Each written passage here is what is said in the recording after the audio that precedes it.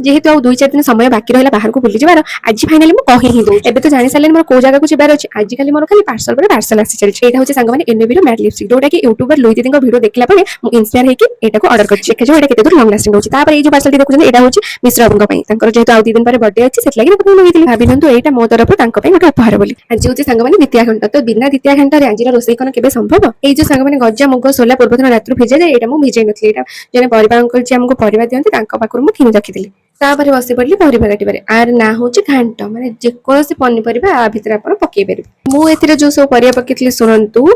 आलू कखारु सारू पोटल सजना छुई पानी कखारु कोबी अमृतभंडा विभिन्न पनिपरिबा सब पकेला परे हळद लूण पके हांडी रे ताको देइतिली सिजे तापर मसला मसला पे प्रस्तुत कर देइतिली पियाज कट्टा अदा रसुण छेचा तेजपत्र और सोरिष